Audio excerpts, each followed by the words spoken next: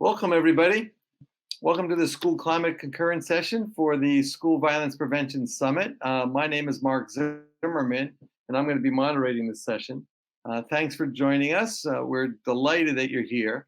As a reminder, this session is being recorded. Only the presenters and the moderator are visible and are allowed to turn on their audio and video, but obviously you can all hear and watch and listen.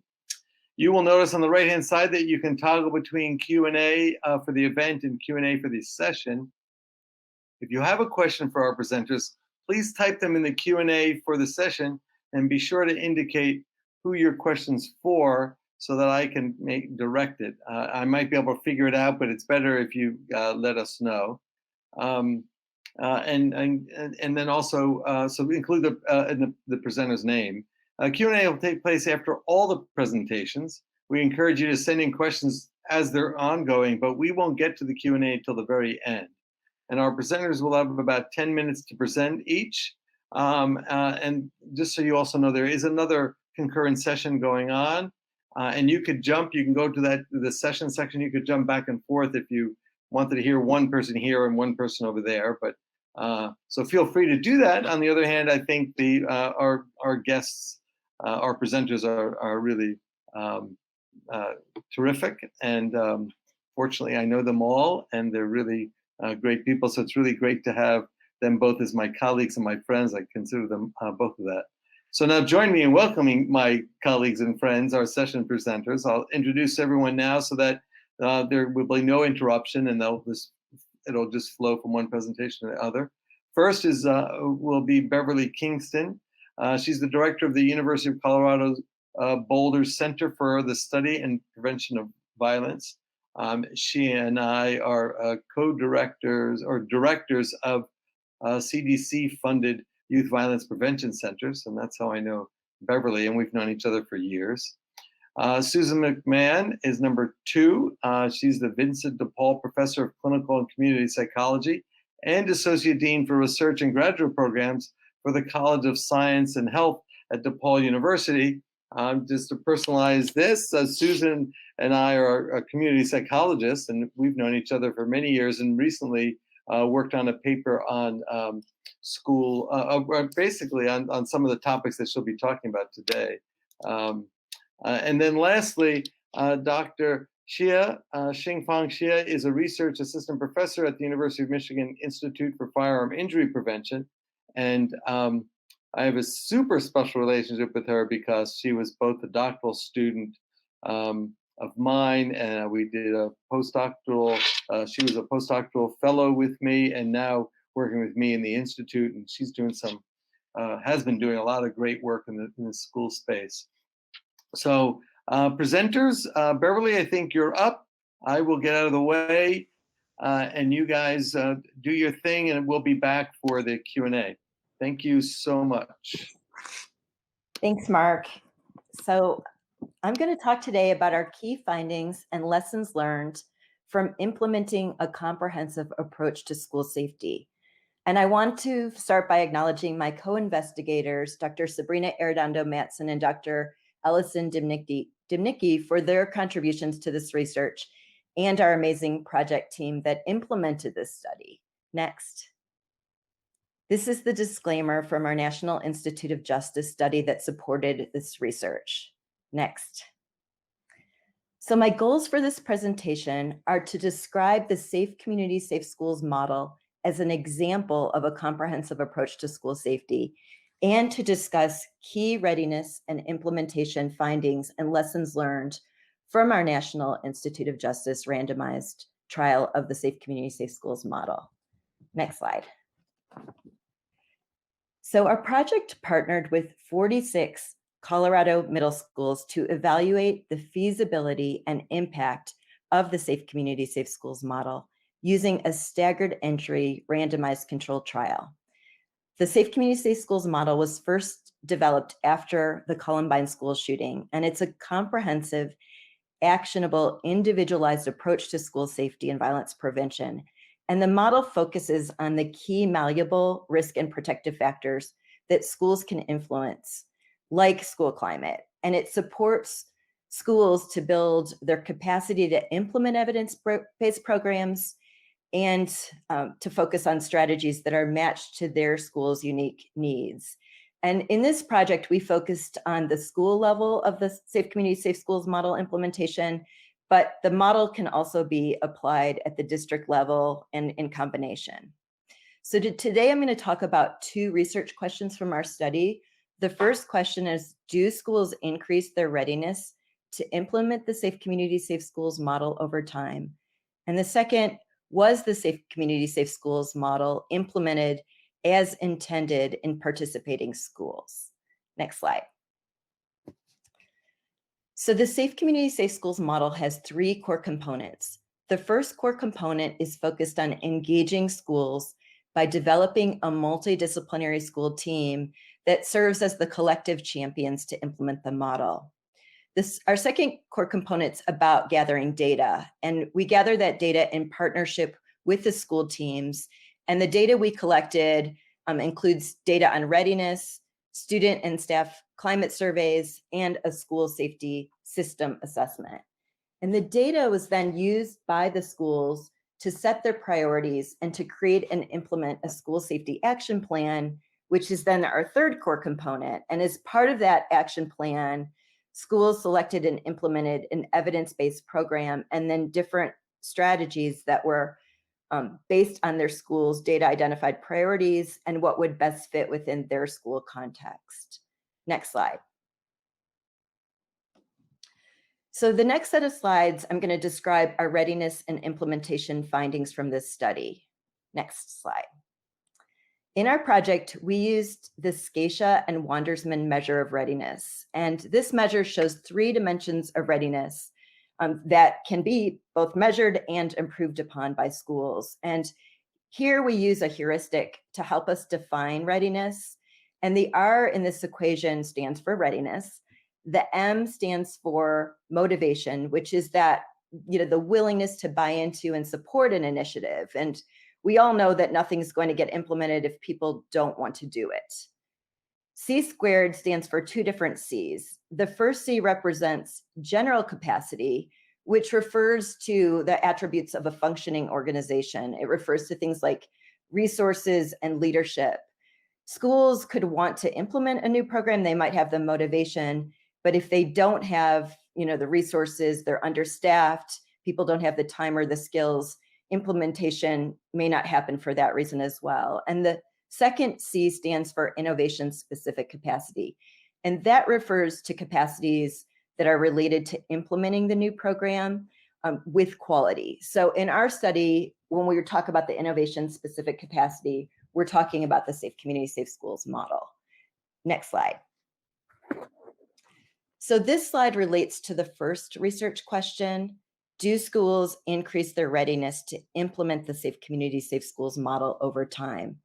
And our scales measured those 3 dimensions of readiness that I just described. So motivation, general capacity, and innovation-specific capacity. So also, because of our staggered research design, each school participated in a randomized study for only 2 years. And during this time, those 2 years, all the scale means for readiness increased in the expected direction, or at least stayed about the same between years 1 and 2. And 6 out of the 21 scales that we measured increased significantly.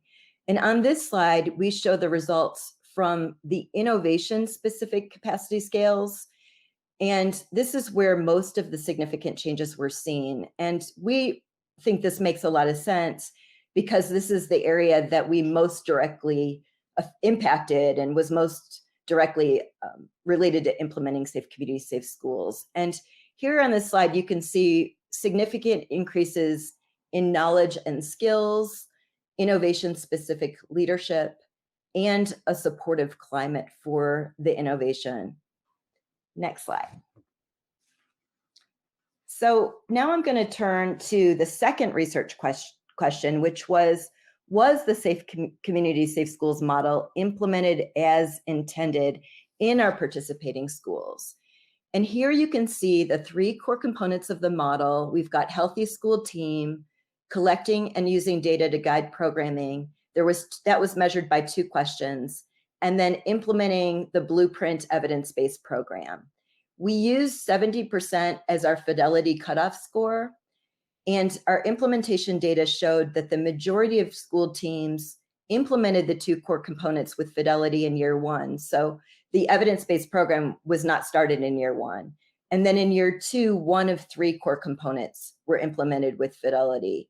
In year 2, healthy school teams was at 57%, and implementation of the evidence-based program was at 65, which was both were lower than that 70%, but also common in that first year of implementing an evidence-based program. This was our initial implementation year. So, we obviously weren't at full implementation in that first year of implementation. Next slide. We collected data from school staff to help us study the implementation, most specifically of the evidence-based program. And here are some of the reported challenges that we saw, which included turnover of school leaders and school-based coordinators. In that year 2, 4 of the 23 principals in those schools and 4 of the school-based coordinators were new in year 2. Schools also reported concerns about the relevance, fit, and then the perceived value of the evidence-based program. Next slide. So now we're going to transition to key findings and lessons learned. Next slide. This slide summarizes our key readiness and implementation findings. So we saw increases in readiness and also improvements in that adoption of the data-driven approach by the school teams. And there were also significant challenges related to implementing the evidence-based programs. Next slide. Here we highlight our lessons learned. First, we learned that assessing and addressing readiness with schools may really be something that's important to support the implementation of a comprehensive approach to school safety. Looking at readiness can help schools to address the really complex work of school safety in manageable chunks. Second, despite implementation challenges, we found that the school teams were really essential to effective implementation of that comprehensive approach to school safety. Those teams are the champions and the change agents of a comprehensive approach. Third, we saw that the data is very valuable to schools, but the collection can also be challenging. It's really important to do everything possible to ease that burden and to make the data usable and meaningful. We also learned that using a tailored approach to school safety is important for buy-in and sustainability. It allows the work of school safety to really fit into what schools are already doing. It enhances what they're doing, and it's not another thing on their plate. School staff needs also emerged as essential to address alongside student needs. And this study took place before the pandemic. And at that time, common concerns included staff burnout, issues with morale, staff turnover issues, and concerns about clear communication and transparency. Finally, our schools found it to be beneficial to have a dedicated external facilitator to support their school safety work. And this role helped the schools to organize and plan their meetings, monitor their progress. And with schools, again, this was even pre-pandemic, we're already so busy, it took a big burden off of them and kept the work moving forward. So a policy recommendation from our study is to find ways to make these supports not just part of a grant that's going to end, but really embedded into our school safety systems. Next slide. Thank you so much. Here is my contact information if you have questions or if you want to learn more about our study.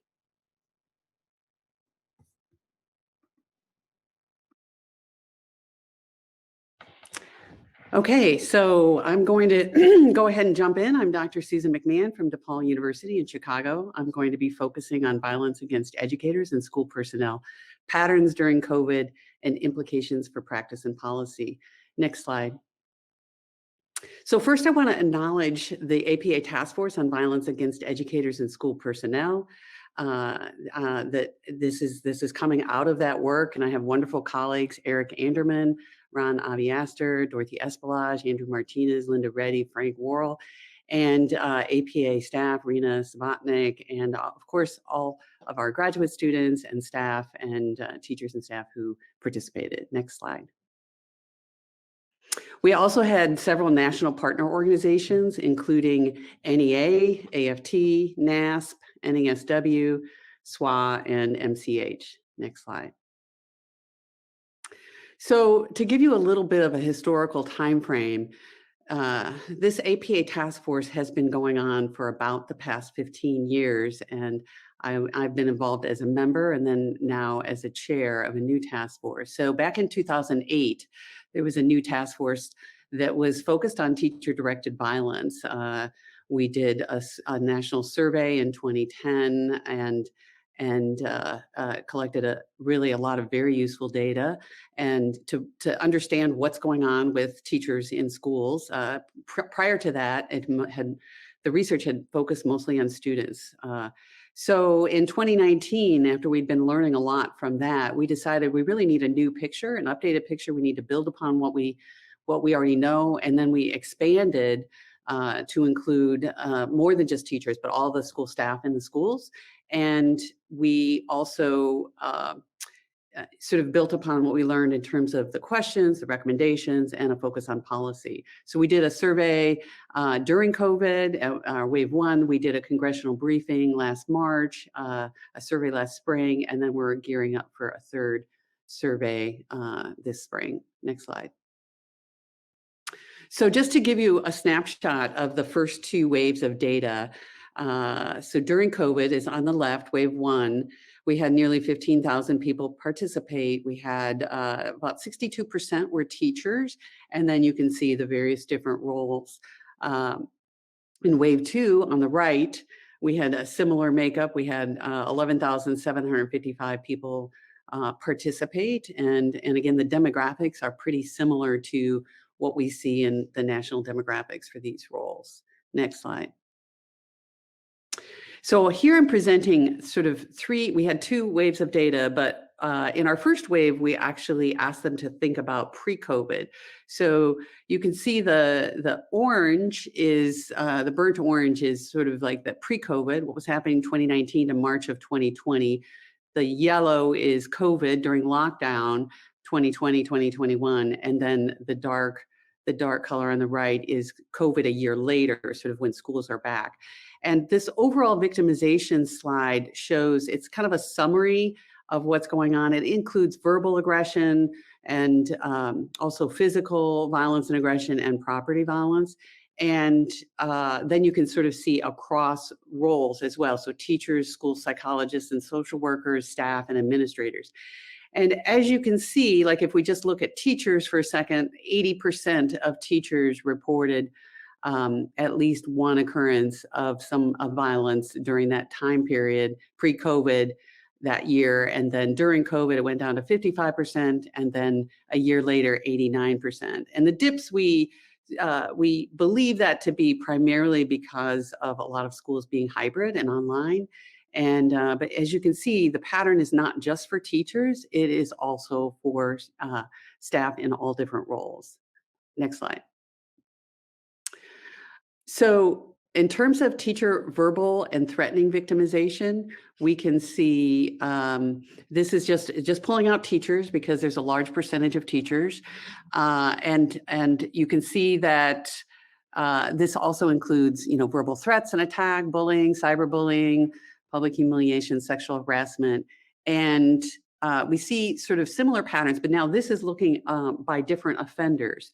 So prior to when we started this work, a lot of the work, again, just focused on students. So, but what we see is actually it's not just students. Students are sort of have the highest rates of offending, but there's also pretty significant rates with parents, colleagues, and administrators. And you see that similar pattern of things being, pretty high rates prior to COVID, they dip, and then they get even sort of worse a year later. Next slide. Now, just to break it down in terms of teacher physical victimization, and this is sort of includes objects thrown or used as a weapon and physical attacks. And you can see the rates are lower. That's very typical. Students are the highest, largest number of offenders, and but the rates are again pretty high. And something that's a little bit different with this one is showing like how much worse they got sort of since we got back after the lockdowns last spring. The rates ranging from 26 to 27% across different offenders for physical victimization. Next slide. So as we know that there's a lot of transition and teachers wanting to leave leave their positions or the field. And so we ask questions about this. And again, we sort of have teachers, psychologists, and social workers, staff, and administrators. And this was, sort of during lockdown and then the next year. And you can see that this was people who kind of agreed or strongly agreed to statements related to quitting or transferring. And for teachers, it was 49% during lockdown and then 66% sort of a year later. But the rates are also, I would say, high across all of the adult stakeholders in the schools. Next slide.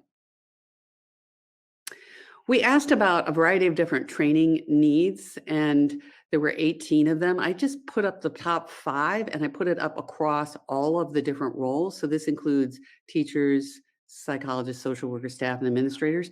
And as you can see, this is also then the darker orange color is COVID during lockdown, and the yellow is a year later.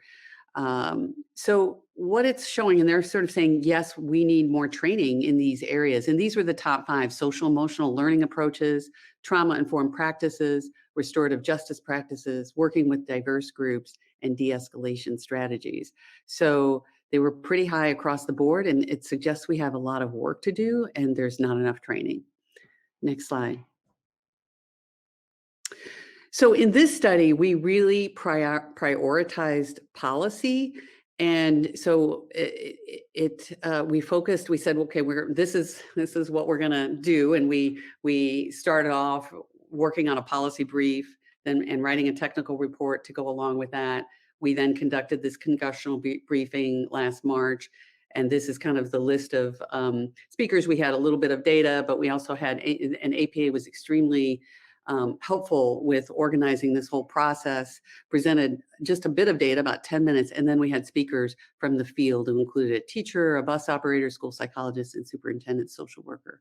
Next slide. So this congressional briefing led to a lot of media coverage. We had over 1,000 articles on online news, TV, radio. We reached over 636 million people through this media coverage. It was an estimated advertising value of close to $17 million. And so it was really sort of extremely gratifying to be able to have so much impact with a strategy like this. Next slide. So just to tell you a little bit more about the policy that we were advocating for, this is to support particular bills and legislation. And these have not passed yet, but they were in the areas of growing and diversifying the workforce and creating pathways to support mental and behavioral health needs of students and educators.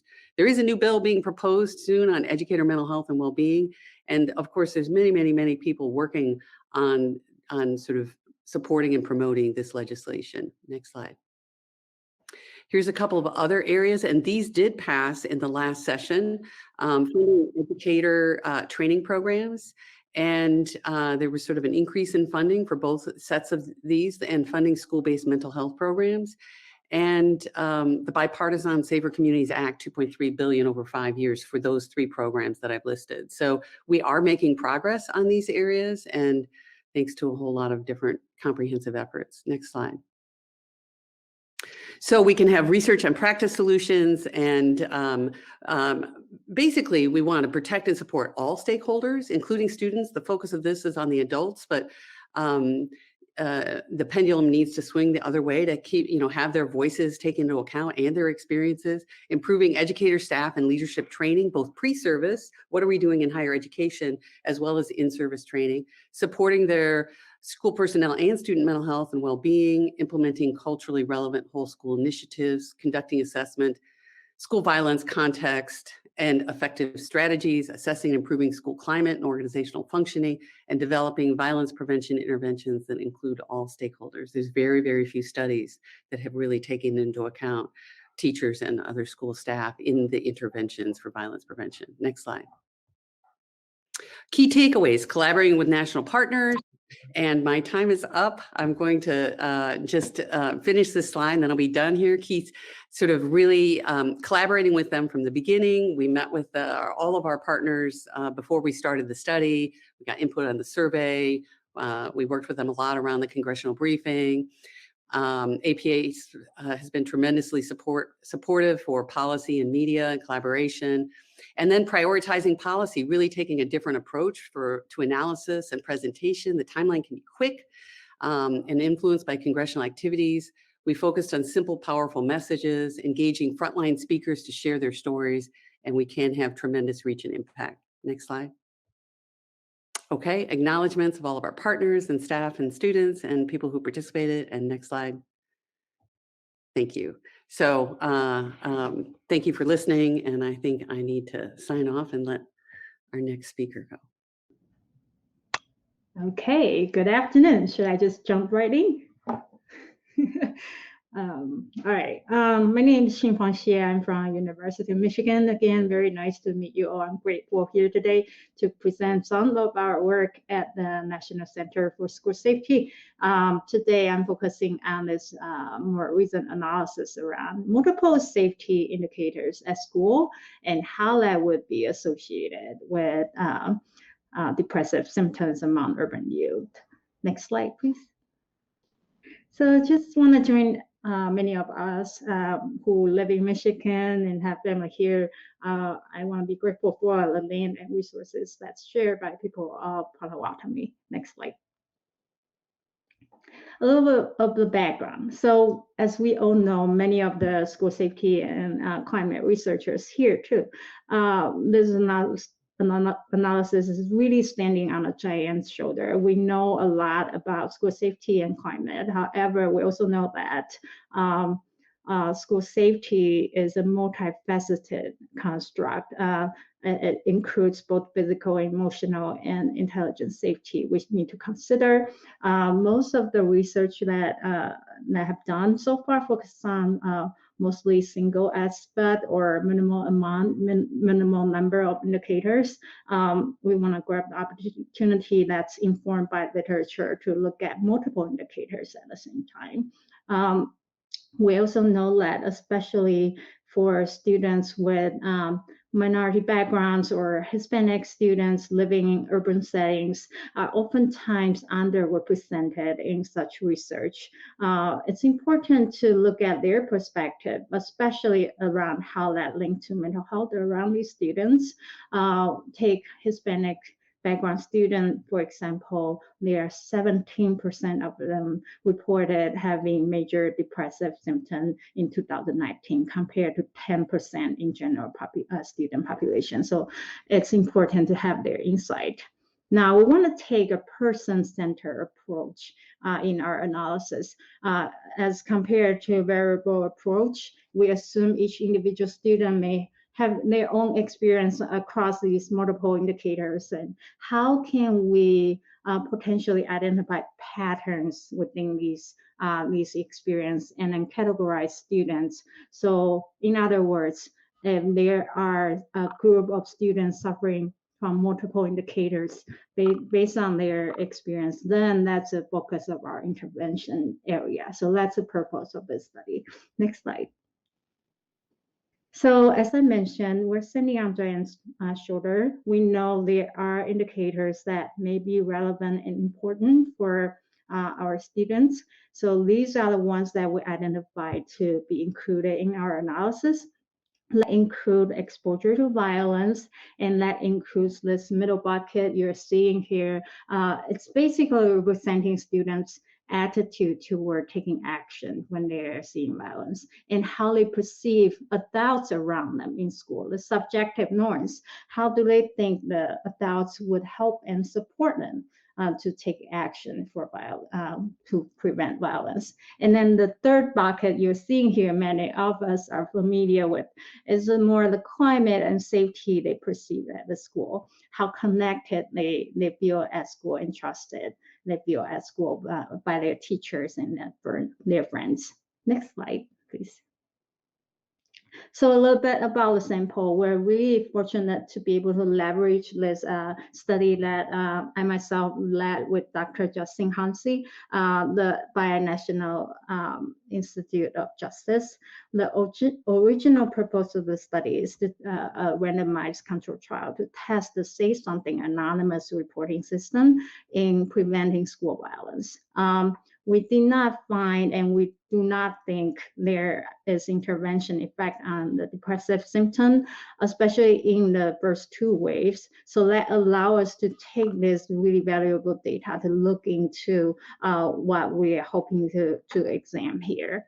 So this study have over 700 6th grader students participating in the study. They are located in the Miami-Dade County Public Schools. As you know, Miami, it's a multicultural city, metropolitan urban setting. We have over 89% of our student participants who are Hispanic or non-white, as they self-identify as.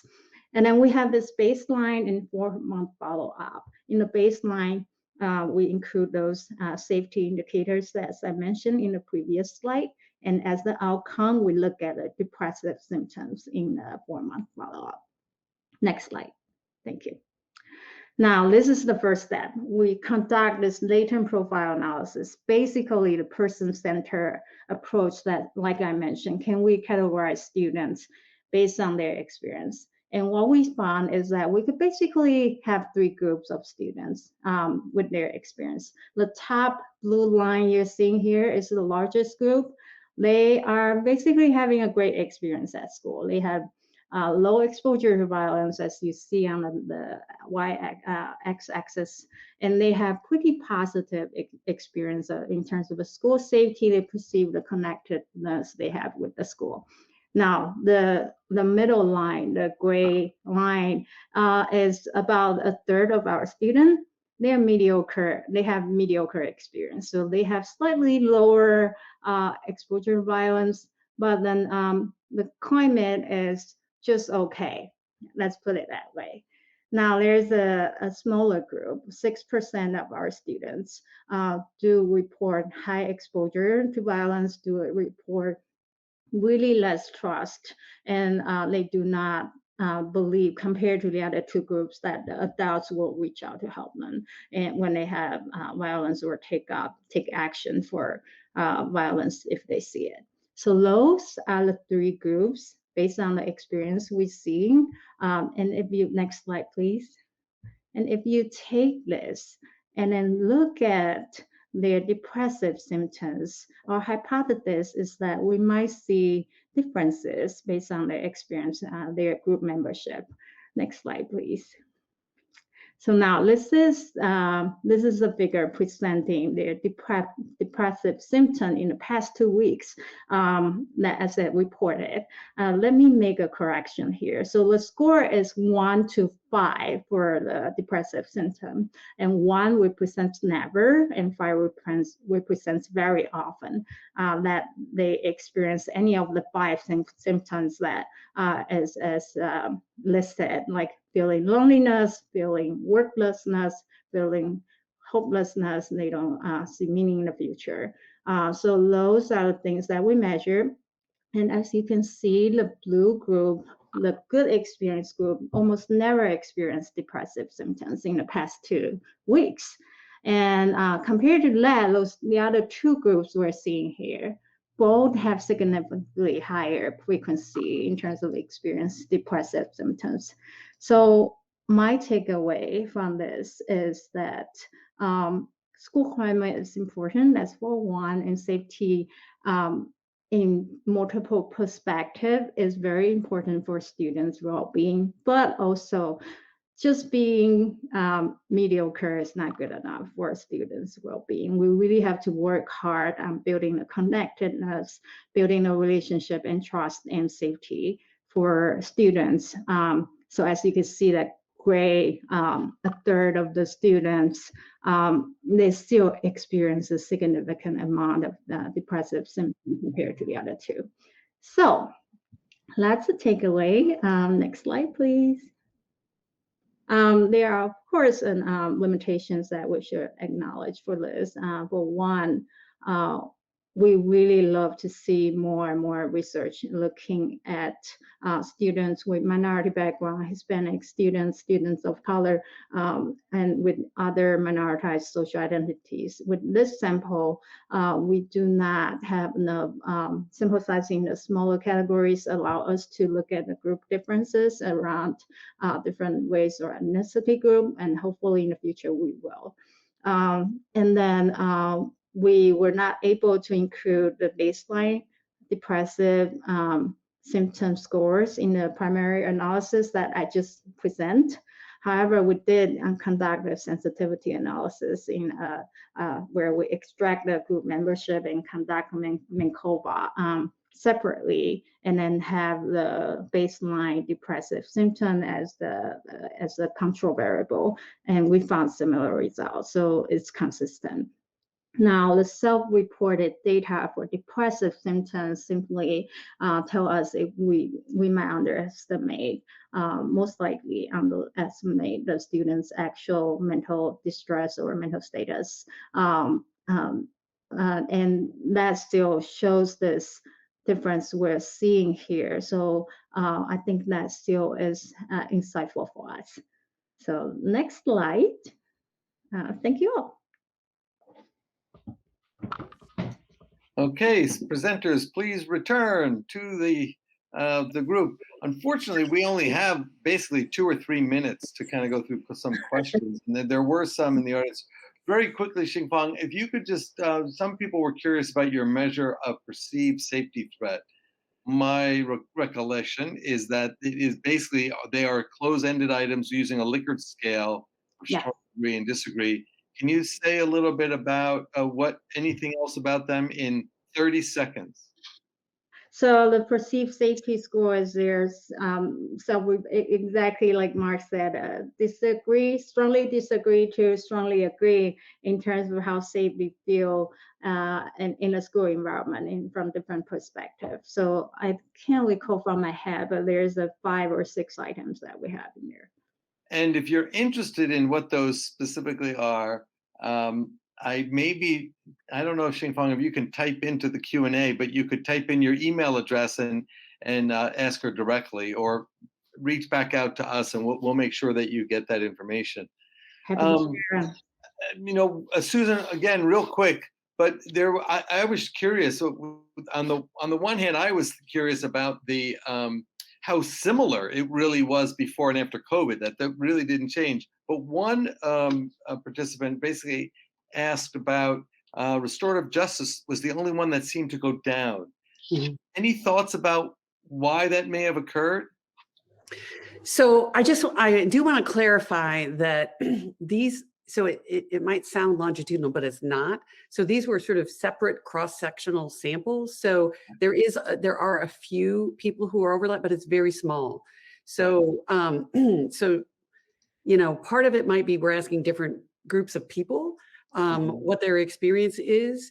And so I guess we're just starting to look at the data. There's a lot to kind of uncover. So I don't have an immediate thought about whether that's just a different group of people, somewhat, this is them feeling like they want additional training. So it might have been a sample that had slightly more, maybe they were using it more, maybe they felt like they were pretty good. So I'm not sure whether that's a meaningful difference yet, really, or not. Okay, good. Beverly, you're gonna have the last word. I was curious, and I'm gonna have the last question, I guess. But 3 takeaways. I mean, if you're talking to a principal, I know we have some principals who are listening.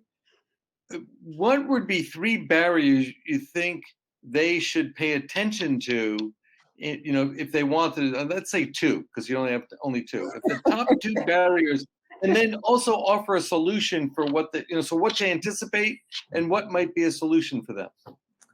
Okay, so let me just say one thing.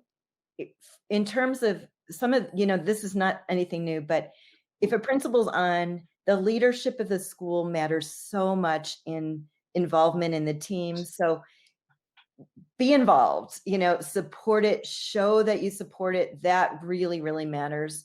And put resources toward it if you can, and find a way. I mean, this is so nice in these sessions that we see that there's some national resources, there's some bills passed thanks to Susan's great work. And so let's tap into those so that this doesn't overburden what's already overburdened, that you can really build solid infrastructure. Those are my 2. Okay, great. Well, thank you, everybody. Thank you, guys. I want to thank everybody for joining the session. I also want to just sort of say a couple words. Just make sure you'll be receiving an evaluation survey in the next few days. We encourage you to fill that out. That'll help us improve this process for next year and future years. If you're not already a member of the Injury Prevention Center, please go to the website at injurycenter.umich.edu to become one, and you get access to our monthly newsletter with publications, updates, and all sorts of events. And as a reminder, all the sessions are recorded and will be available on our website for in the coming weeks. So now, the last slide, we're going to take a short 10-minute break and begin our next concurrent sessions at 2:25. I want to say a special thanks to the presenters, and it's really nice to see all of you. Xingfang, I see you all the time, but Beverly and Susan, really nice to see you, and thank you so much, and thank you to everybody who's here and listening.